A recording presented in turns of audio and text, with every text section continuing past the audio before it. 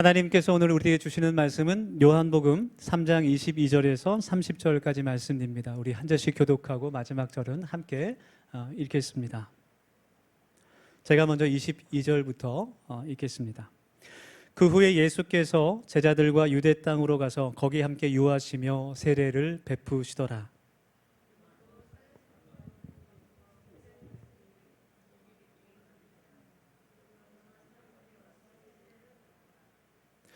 요한이 아직 옥에 갇히지 아니하였더라.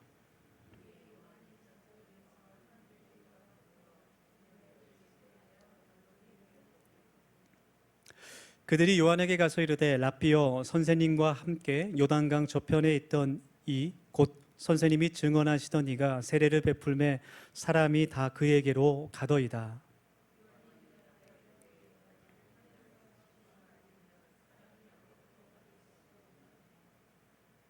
내가 말한 바 나는 그리스도가 아니요 그의 앞에 보내심을 받은 자라고 한 것을 증언할 자는 너희니라.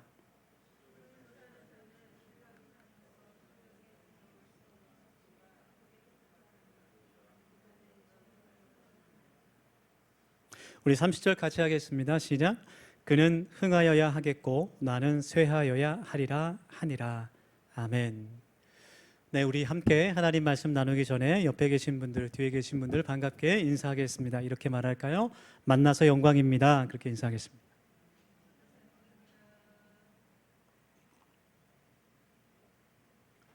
네, 오늘따라 좀 교회가 시원한 것 같습니다. 네, 우리 모두가 하나님의 형상으로 지음받은 하나님의 아들, 딸들입니다. 놀라운 하나님의 작품들입니다. 하나님께서 또 오늘 저희들을 이곳에 불러주셔서 함께 하나님의 말씀을 듣게 하신 것을 감사합니다. 우리 옆에 계신 분들 인사한 것처럼 세상에서 뭐라고 해도 하나님께서 빚으신, 하나님께서 창조하신 존귀한 하나님의 걸작품들인 줄 믿습니다. 우리 함께 하나님께 감사하며 이 시간 말씀을 나눌 수 있기를 원합니다. 칼리 지브란이라는 작가가 쓴 그 이야기 가운데 거울 속의 사나이라는 그런 이야기가 있어요. 그 이야기를 보면 한 나라의 왕이 거울을 보고 있었는데 거울 속에서 자신과 똑같이 생긴 사람이 튀어나오는 겁니다. 그리고는 왕에게 질문을 하게 됩니다. 당신은 어떻게 왕이 되었소? 그렇게 질문을 했어요. 왕이 그 질문에 대해서 답을 합니다. 나는 다른 사람들보다 지혜가 많고 뛰어나기 때문에 왕이 될 수 있었습니다. 그러니까 그 거울 속에서 나온 사람이 당신보다 세상에는 지혜가 훨씬 뛰어난 사람이 많이 있습니다. 그렇게 대답했습니다. 그리고는 또 묻는 거예요. 어떻게 당신은 왕이 될 수 있었습니까? 나는 다른 사람들보다 뛰어난 통치력이 있기 때문에 왕이 될 수 있었습니다. 그 사람이 또 세상에는 정말 당신보다 훨씬 더 뛰어난 통치력을 가진 사람이 너무나 많습니다. 계속해서 그런 식으로 대화가 이어집니다. 왕이 자신이 생각하기에 자신의 장점을 이야기하면 지혜가 있고 또 통치력이 있고 그렇게 얘기하면 그 거울 속에서 나온 사람이 또다시 세상에는 당신보다 훨씬 뛰어난 사람이 많다라고 이야기를 하는 겁니다. 결국 왕이 그 사람에게 이렇게 대답했어요. 제가 잘나서가 아니라 그저 하늘의 은총으로, 하나님의 은총으로 왕이 됐습니다. 그렇게 고백했습니다. 우리는 모두 다 사실은 굉장히 연약하고 부족함이 많은 사람들입니다. 우리 옆에 계신 분 얼굴 한번 다시 한번 쳐다볼까요? 네, 한번 쳐다보세요. 네, 옷도 멋있게 깔끔하게 입고 이렇게 오셨지만 참 하나님 앞에서 연약하기도 하고 때로는 쉽게 넘어지기도 하는 그러한 부족한 사람들입니다. 장점보다는 단점이 많은 사람들입니다. 그러나 우리가 그럼에도 불구하고 살아갈 수 있는 것은 하나님의 하늘의 은총이고 또 함께 걸어가는 가족들과 신앙의 동료들이 있기 때문입니다. 이것을 깨달을 때 우리는 겸손하게 우리의 삶을 하나님과 함께 살아갈 수 있습니다. 오늘 말씀에 등장하는 이 세례 요한도 30절의 말씀에서 이와 같이 고백합니다. 그는 흥하여야 하겠고 나는 쇠하여야 하리라. 오직 예수 그리스도를 높이는 것이 세례 요한의 사명이었어요. 그래서 오늘 함께 나누는 이 말씀을 통해서 오직 예수님만 높이는 저와 여러분이 되기를 소망합니다. 할렐루야. 오늘 그 성경 말씀, 본문 말씀은 세례 요한이 세례 요한의 제자들을 가르치는, 교훈하는 그런 말씀이 기록되어 있어요. 세례 요한은 태어날 때부터 하나님께 구별된 그러한 사람이었습니다. 예수님보다 6개월 먼저 태어난다는 그런 예언을 들었고, 또 태어나서면서부터 그리스도의 메시아 되신 예수님의 앞길을 예비하는 사람으로 하나님께서 택한 사람입니다. 그는 광야에서 수도사처럼 생활을 하면서 온 삶을 통해 하나님의 말씀을 증거했던 하나님의 선지자였습니다. 회개의 말씀을 선포하며 회개의 세례를 베풀었던 사람, 그 사람이 세례 요한이었어요. 그 당시에 많은 그 유대교의 지도자들, 바리새인들과 제사장들과 사두개인들, 혹은 랍비들, 서기관들, 그 사람들은 그들이 가르치는 그 말씀과 그들의 삶이 일치하지 않는 그런 모습들을 많이 보여줬어요. 그래서 사람들이 그들의 가르침과 그들의 삶이 불일치하는 모습을 보고 그들의 입으로는 많은 말씀들, 율법들을 가르치지만 그들의 형식적이고 외식적인 그런 삶을 보면서 그들의 말씀을 들을 때 회의에 빠지기도 하고, 혹은 그들과 똑같이 외식적인 신앙인으로 살아가는 그러한 일들이 많이 있었습니다. 그래서 이 세례 요한의 회개의 메시지를 들었을 때 그것이 그 사람들의 마음 가운데는 굉장히 괴로웠던 말씀들이지만, 귀에 듣기에 좋은 말씀은 아니었지만, 그래도 다른 유대인 지도자들이 전했던 그러한 형식적인 말씀이 아니라 그의 온 삶으로 증거하는 말씀이었기 때문에 그 회개의 메시지를 듣고 마음속에 깊은 울림을 받게 되는 거예요. 그리고 그를 미워했던 사두개인들, 또 바리새인들조차도 세례 요한이 하나님께서 보내신 선지자임을 인정하지 않을 수 없었습니다. 그리고 몇몇 유대인들은 세례 요한을 향해서 혹시 저 사람이 하나님께서 보내신 메시아가 아니냐, 그런 말을 하는 사람들도 많이 있었어요. 하나님께서 우리에게 약속하신 그리스도, 구원자가 바로 세례 요한이 아닐까, 그런 이야기를 하는 사람들도 많이 있었습니다. 그러나 성경에 기록되며 예언되었듯이 세례 요한은 예수님의 길을 예비하는 사람이었어요. 그래서 세례 요한이 주님을 처음 만났을 때 그렇게 고백하죠. 저는 당신의 신발끈도 맬 수 없는 그런 사람입니다. 그렇게 고백하죠. 신발끈을 맨다는 것은 종의 일을 말합니다. 저는 당신의 종이라고도 할 수 없는 그러한 사람입니다. 그렇게 세례 요한이 주님께 고백했던 것이죠. 오늘 본문 말씀을 보면 예수님께서 이제 공생애를 시작하시면서 하나님의 그 나라의 복음을 선포하시고 회개하라, 천국이 가까웠느니라는 말씀을 선포하시면서 세례를 베푸시는 그 말씀을 우리가 확인할 수 있어요. 이제 예수님을 따르는 사람들이 점점 더 많아지기 시작했습니다. 그래서 오늘 본문 말씀을 보면 이 세례 요한의 제자들 기분이 별로 좋지 않은 것 같아요. 지금 마음속에 무엇인가 불만이 있는 것 같습니다. 이제 대중들이 자신이 모시는 선생이던 세례 요한보다는 예수님을 쫓는 사람의 수가 점점 더 많아지고 있는 거예요. 전에는 그래도 많은 사람들이 자신들이 따르고 있는 세례 요한 선생님께 왔었는데 이제는 그 수가 점점 줄어드는 것이 눈에 보입니다. 그리고 요단강 다른편에서 똑같이 회개의 세례를 베풀고 있는 예수라는 그분에게 많은 사람들이 몰리는 것을 그들이 보게 됩니다. 어쩌면 그렇게 생각했는지도 모르겠어요. 예수라는 그분이 등장하기 전까지는 우리가 모시는 선생님 세례 요한이 가장 유대에서 존경받고 또 가장 인정받는 그런 선지자였다고 생각했을지도 모르겠어요. 그런데 예수님께서 이제 요단강 저편에서 세례를 주시는 회개의 세례를 베푸는 사역을 하시고 많은 사람들이 그곳에 몰리는 상황이 벌어지는 겁니다. 그래서 아마 제자들이 세례 요한에게 이러한 말을 했던 것 같아요. 제가 저기 있는 이야기를 좀 이렇게 묵상하면서 조금 상상을 해봤어요. 그 세례 요한의 제자들이 조금 더 보태서 이렇게 말하지 않았을까 그런 생각이 들어요. 선생님, 세례 요한 선생님, 큰일 났습니다. 이제 예수라는 분께 사람들이 다 몰려가고 있습니다. 그러면 도대체 저희들은 뭐가 됩니까? 아니, 이 요단강 지역에도 상도란 것이 있을 텐데, 더구나 우리 선생님의 친척이란 분, 그 예수님이 어떻게 이러실 수 있습니까? 이제는 모든 사람들이 다 예수님께 몰려가고 있습니다. 원래 이 요단강 지역은 우리 지역인데, 우리 영업구역인데, 아니 이래도 되는 겁니까? 우리 선생님께서 이제는 조금 더 다른 방법을 쓰셔야 되는 거 아닙니까? 세례를 줄 때 그냥 침례하는 것이 아니라 사람들이 좋아할 만한 그런 이벤트를 넣으셔서 요단강 물도 먹이시고 송수 뿌리시고 막 이런 거를 해야 되는 거 아닙니까?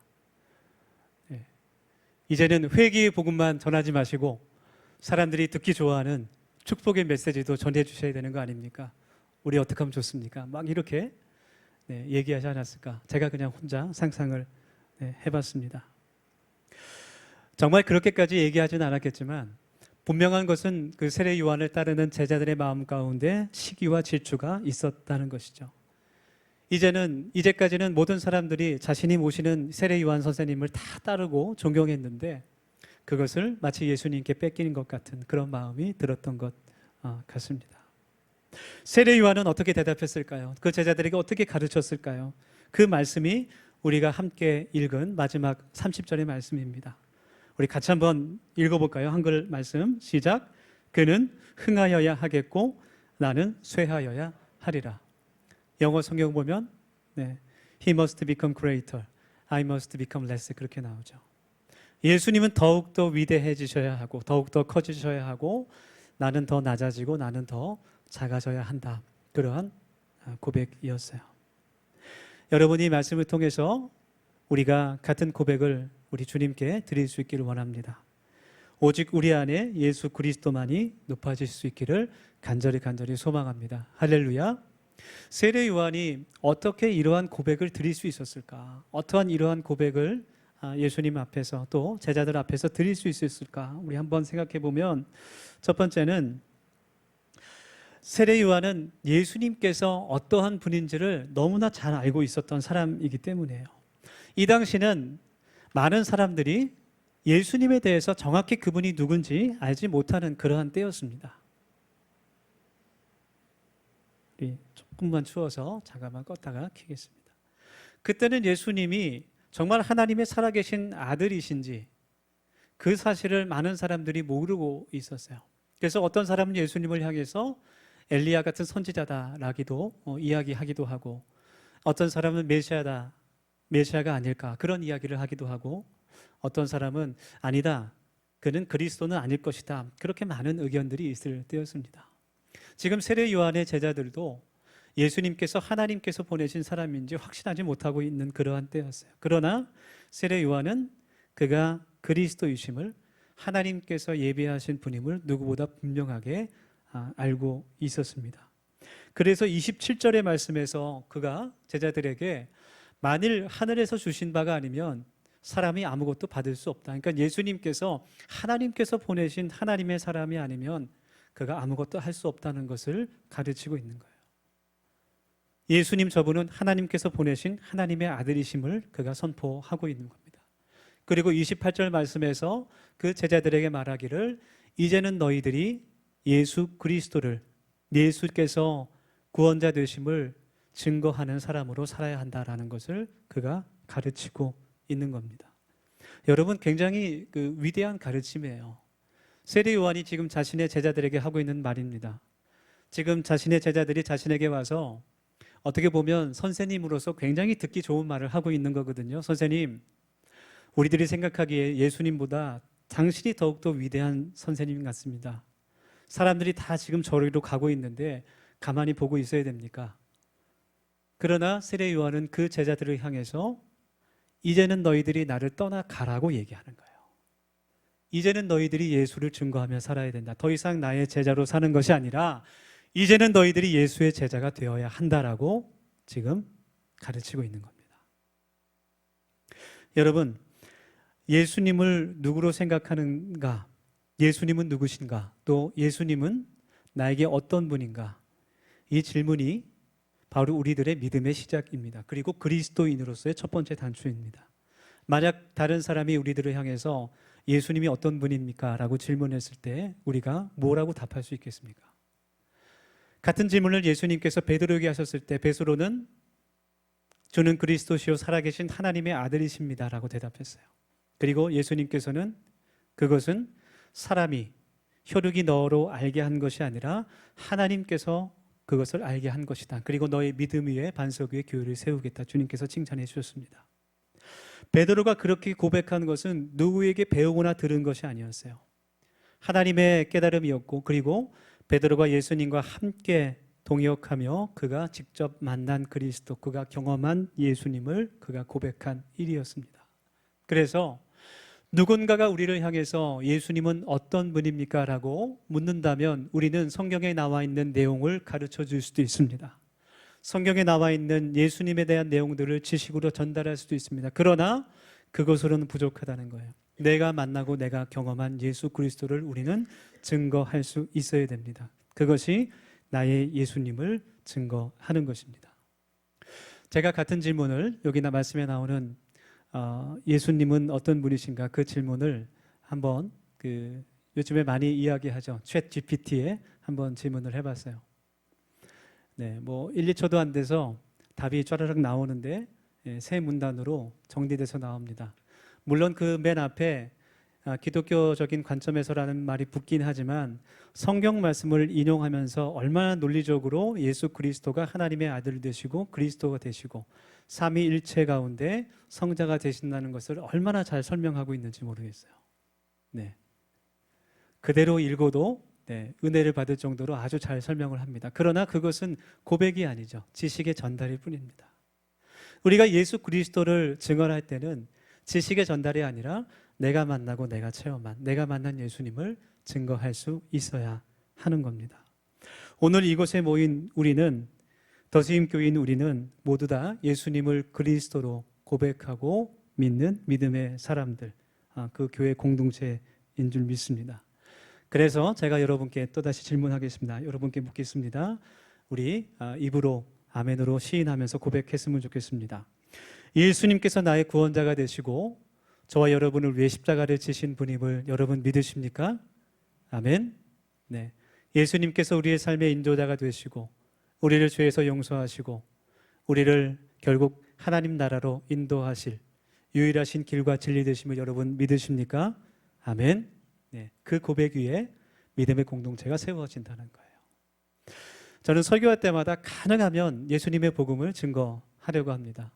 제가 신학교에서 공부할 때 설교학 교수님께서 많은 가르침을 주셨는데 그 가운데 지금까지도 기억에 남는 것이 무엇이냐면 하나님의 말씀을 증거하는 선포하는 설교 가운데 예수 그리스도의 복음이 빠져 있다면 그것은 설교가 아니다. 그런 가르침을 주셨어요. 네, 그래서 항상 그것이 기억이 납니다. 가장 기본적이지만 가장 근본적인 이 믿음의 고백, 그 믿음 위에 살아가는 우리 더수염 가족들이 되기를 주님의 이름으로 축복합니다. 주님께서 그리스도가 되시고 우리의 왕이 되신다는 그 사실을 날마다 고백하며 또 그 주님을 만나는, 경험하는 우리 더수염 가족들이 될 수 있기를 간절히 고백합니다. 소망합니다. 아멘. 두 번째로 세례 요한이 그 30절 말씀, 아까 읽었던 말씀처럼 그는 흥하여야 하고 나는 쇠한다. 이러한 고백을 할 수 있었던 것은 그의 마음의 보좌의 자리에, 그 마음의 주인의 자리에 예수님께서 앉아 계셨기 때문이에요. 세례 요한이 고백한 저 말씀, 저 고백, 사실 앞에 있는 그 고백은, 그는 흥하여야 한다는 그 고백은 그리스도인들에게는 그렇게 어렵지 않은 고백이에요. 그러나 뒤에 나와 있는 고백, 나는 작아져야 한다. 그 고백은 사실 굉장히 어려운 고백입니다. 우리가 하나님을 높이고 하나님을 찬양하며 하나님께 영광을 돌리는 것 쉽게 할 수 있습니다. 그러나 내가 낮아지는 것, 내가 겸손해지고 내가 무익한 종이라고 고백하는 것은 그보다 훨씬 더 어려운 일입니다. 특별히 세례 요한은 지금 많은 유대인들에게, 많은 사람들에게 존경과 인정을 받고 있는 사람이었어요. 그 모든 영광과 그 모든 대중들의 인기를 모두 버려버리고 예수님만 높인다는 것은 그에게 쉬운 일이 아니었습니다. 그래서 오늘 성경 본문은 예수님의 영광을 드러내야 한다는 말씀이기도 하지만 우리 마음의 보좌에, 우리 그 주인의 자리에, 마음의 중심에 오직 예수님을 앉히고 우리는 낮아져야 한다는 그 겸손의 말씀이기도 합니다. 우리가 예수님을 믿는 믿음을 이야기할 때에 그리스도인이라고 말할 때 이제 사형리 전도에도 그 말씀이 등장하지만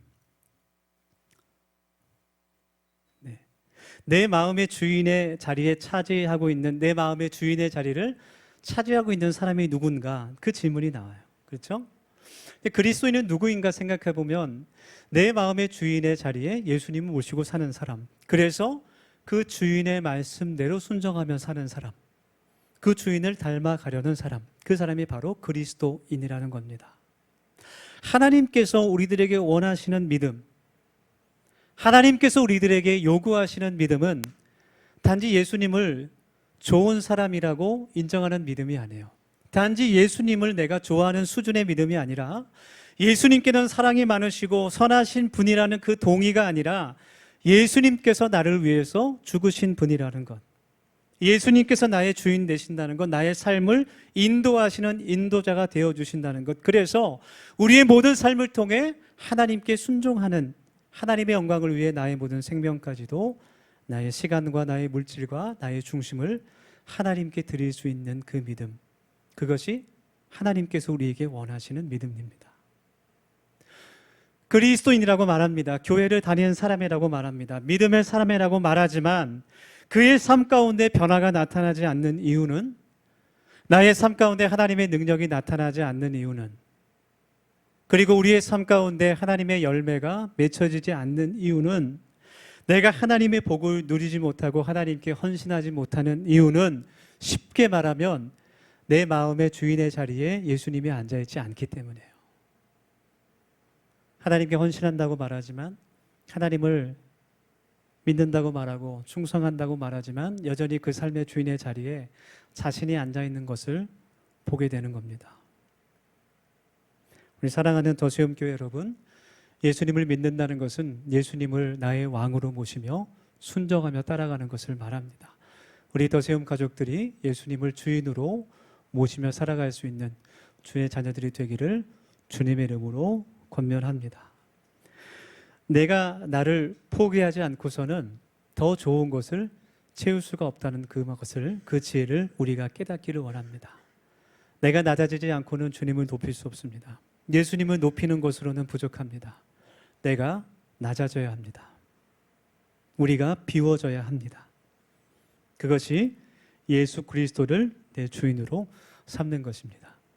우리 주님 한 분만으로 만족하는 우리 더시험 가족들이 되기를 간절히 소망합니다. 마지막으로 세례 요한은 항상 그의 사명을 잊지 않는 사람이었습니다. 하나님이 주신 그 사명을 항상 머릿속에 기억했기 때문에, 마음속에 품었기 때문에 그는 예수님을 높일 수 있었습니다. 요한복음 1장 23절의 말씀을 보면 그가 이사야 선지자의 말과 같이 주의 길을 곧게 하라고 광야에 맺히는 자의 소리다.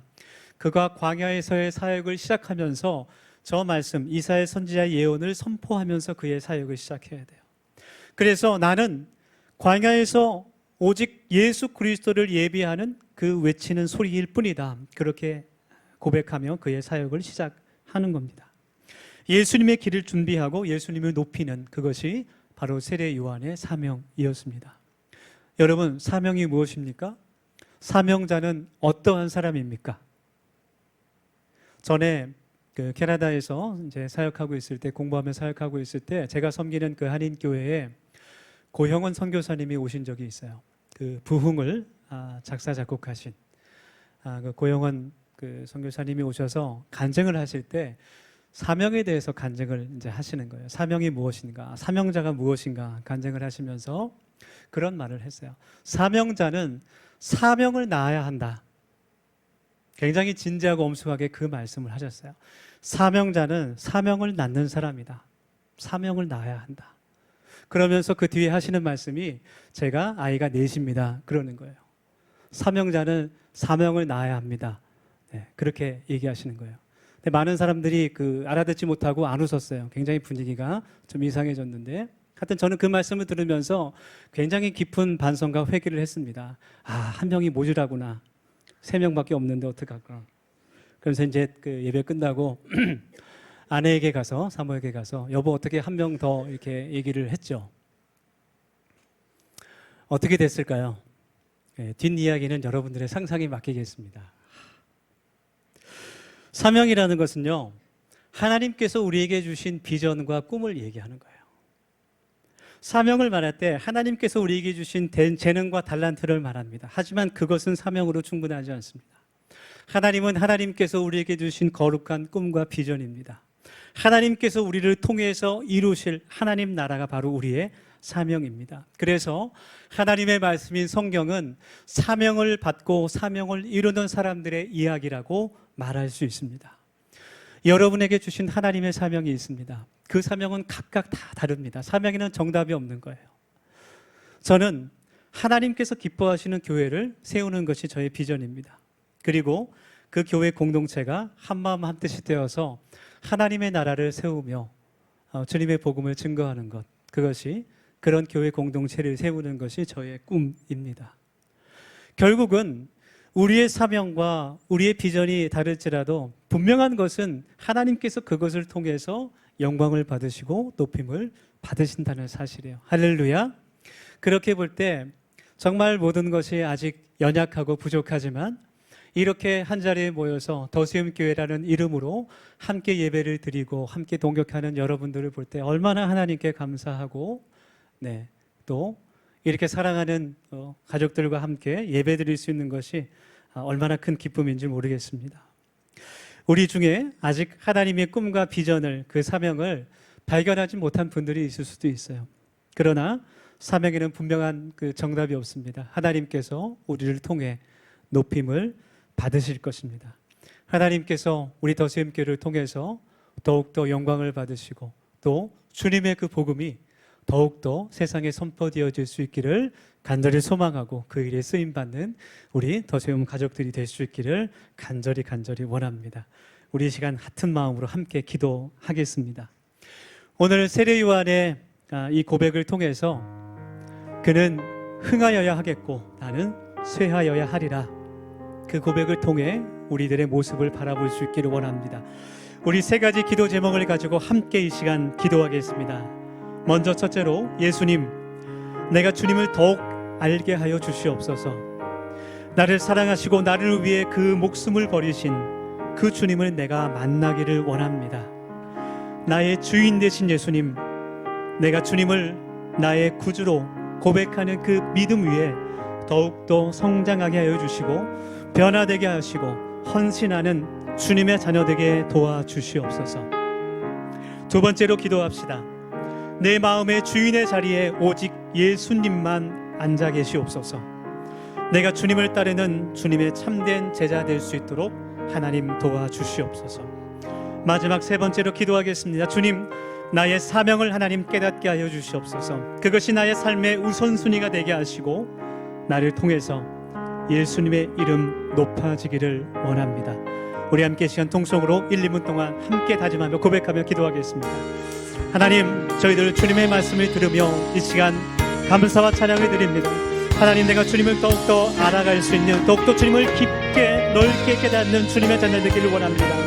이 시간도 성령 우리 위에 함께하여 주시고 나를 위해 모든 고난과 그 십자가를 참으신 주님을 더욱더 깨닫고 바라보는 저희가 될 수 있도록 인도하여 주셔서 하나님, 우리가 주님을 만나는 사람들이 되게 하여 주시고 주님의 증인되어 살아갈 수 있는 주님의 자녀들이 될 수 있도록 인도하여 주시옵소서. 세상을 이기신 그 주님을 깨닫아 본받아 하나님 담대하게 살아갈 수 있는 주의 자녀들이 될 수 있도록 주님께서 도와주시기를 원합니다. 내 안에 주님을 주인으로 모시는 사람 될 수 있도록 인도하여 주시옵소서. 하나님, 오직 주님의 말씀을 따라갈 수 있는 주의 자녀 되게 도와주시고 하나님, 세상의 어떤 유혹과 하나님 흔들리지 않게 도와주셔서 오직 주님께서 나의 주인 되시며 세상에 하나님 창조주 되심을 선포할 수 있는 주님의 자녀들 될 수 있도록 주님 도와주시옵소서. 하나님, 나의 사명을 깨닫기를 원합니다. 하나님, 주님의 부르심을 저희들이 들을 수 있기를 원합니다. 하나님, 주님을 향한 그 일이 하나님 나라가 나의 삶의 우선순위가 될 수 있도록 하나님 도와주셔서 하나님 나를 통하여서 하나님 예수 그리스도가 높아지게 하여 주시고 하나님 영광에 살아갈 수 있는 주님의 자녀들 될 수 있도록 하나님 인도하여 주시옵소서. 하나님 저희들이 믿고 작고 연약하지만 하나님 저희들을 통하여 일하시는 주님은 크고 위대하심을 깨닫고 아버지 하나님 주님 영광 드릴 수 있는 우리 더시엠 가족들 될 수 있도록 하나님 도와주시는 간절히 원합니다. 하나님 또한 여러분 것을 기억하여 주셔서 하나님 그것을 통해서 우리 다음 세대들이 주님을 만나게 하여 주시고 하나님 십자가에 달리신 그 예수님을 만나고 주님을 나의 구주로 고백할 수 있는 귀한 시간을 될 수 있도록 하나님 도와주시옵소서. 주님을 찬양하며 하나님 원합니다. 아버지 하나님 도와주시옵소서. 거룩하신 예수님 감사합니다. 주님 인도하여 주시옵소서. 우리의 삶의 주인 되시는 하나님, 이 시간 오직 예수 그리스도를 높이기를 원합니다. 하나님, 저희들은 작고 연약합니다. 때로는 쉽게 넘어지기도 하며 저희들의 뜻과 마음을 저희들의 마음대로 하지 못할 때도 많습니다. 그러나 하나님께서 그 작고 연약한 부족한 사람을 들어 쓰신다는 것을 저희들이 깨닫습니다. 하나님, 오직 하나님께만 영광 돌리는 저희들이 되기를 원하오니 하나님 저희들을 사용하여 주시고 하나님의 꿈과 비전을 이루는 우리 더세움 교회 공동체 되도록 주님 인도하여 주옵소서. 예수 그리스도 이름으로 감사하며 기도드립니다. 아멘.